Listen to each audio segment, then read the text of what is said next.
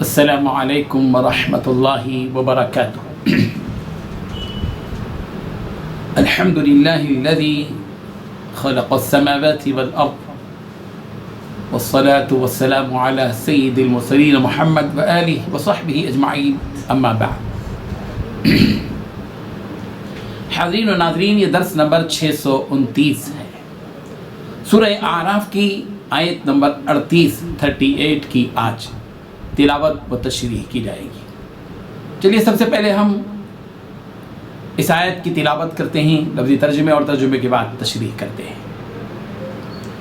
اعوذ باللہ من الشیطان الرجیم، بسم اللہ الرحمن الرحیم۔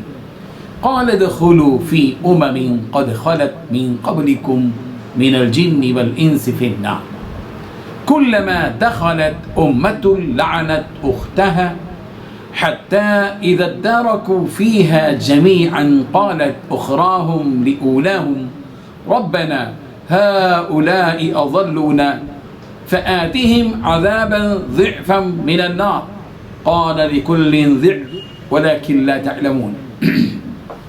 قال کہے گا، ادخلوا تم داخل ہو جاؤ، فی ان امتوں کے ہمراہ، قد تحقیق خلط جو گزر چکی ہیں، من قبلکم تم سے پہلے، من الجن جنوں میں سے، والانس اور انسانوں میں سے، فی النار آگ میں۔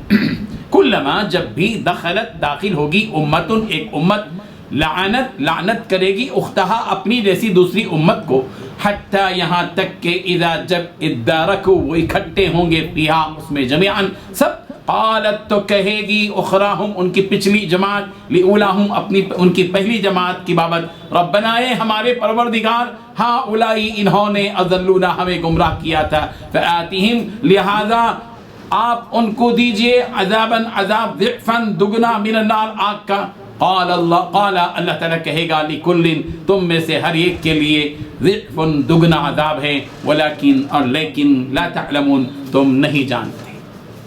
ترجمہ یوں ہے، تو اللہ تعالیٰ فرمائے گا کہ جن اور انسانوں کی جو جماعتیں تم سے پہلے ہو گزری ہیں، انہی کے ساتھ تم بھی جہنم میں داخل ہو جاؤ۔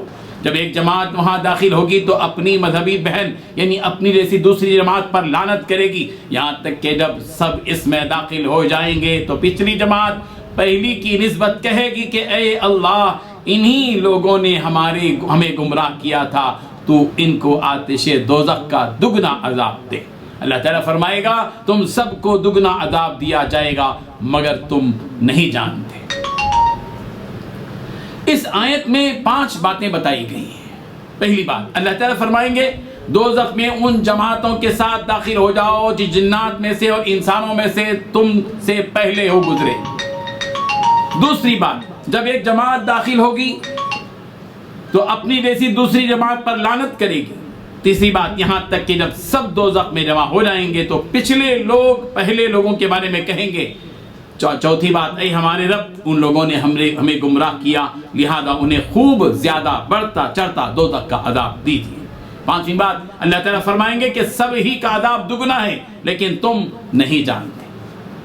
بزرگان محترم، جیسے کہ ہم جانتے ہیں کہ پچھلی آیت میں یہ بات بتا دی گئی تھی کہ جب وہ لوگ جنہوں نے اللہ تعالیٰ کو جھٹلایا، اللہ تعالیٰ کی آیتوں کو جھٹلایا اور موت ان کے قریب آ گئی، اور پھر جب وہ اس کے بعد اقرار کریں گے کہ واقعی ہم ہی کفر کرنے والے تھے، ہم ہی مجرم تھے، تو پھر اس کے بعد انہیں کیا کہا جائے گا؟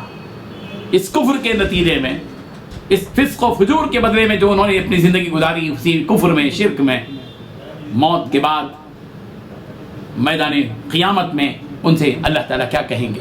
قال اللہ تعالیٰ کہیں گے ادخلوا فی قد خلت من قبلکم من الجن والانس فی النار۔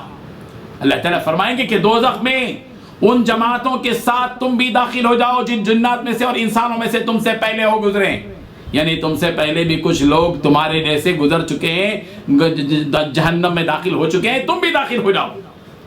پھر کیا ہوگا؟